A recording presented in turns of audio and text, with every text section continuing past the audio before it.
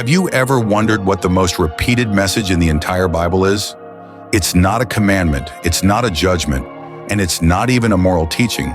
It's something much simpler and far more profound. From Genesis to Revelation, the Bible is filled with wisdom, history, and spiritual guidance.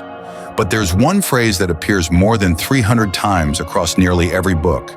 It's short, direct, and universal. The phrase is, "Do not be afraid." Think about that for a second.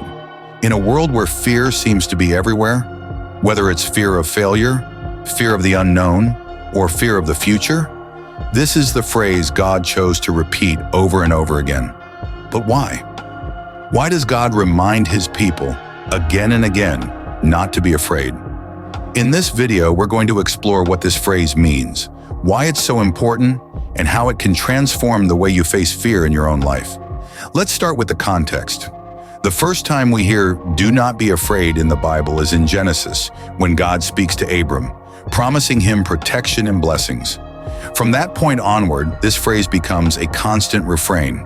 We see it spoken to Moses as he leads the Israelites out of Egypt, to Joshua as he prepares for battle, to Mary when the angel announces she will give birth to Jesus, and even to the shepherds on the night of Christ's birth. What's fascinating is that this phrase isn't tied to any one type of situation. It's spoken to warriors, prophets, kings, ordinary people, and even those who feel completely unworthy of God's attention. The message is the same every time. Do not be afraid, for I am with you. So why does this message keep coming up? Fear is one of the most universal human experiences. It doesn't matter who you are or where you come from. We all encounter fear in some form. Maybe it's fear of failure, fear of rejection, fear of losing someone you love, or even fear of the unknown. In many cases, fear can paralyze us. It keeps us from taking risks, from stepping into the unknown, or from trusting in something greater than ourselves. But the Bible acknowledges this reality.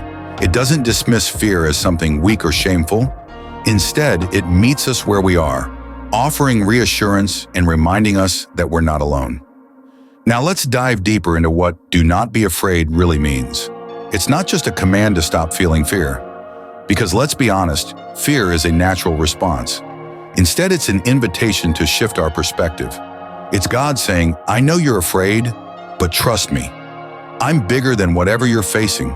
Just take Joshua, for example. Before leading the Israelites into the Promised Land, God tells him repeatedly, "Be strong and courageous. Do not be afraid." But this isn't blind optimism. It's grounded in God's promise. For the Lord your God will be with you wherever you go. The same is true for Mary when the angel tells her not to be afraid. It's not because her situation isn't overwhelming. It's because God is with her in the midst of it. That's the heart of this message. No matter how big or small your fears are, you don't have to face them alone. So what does this mean for us today?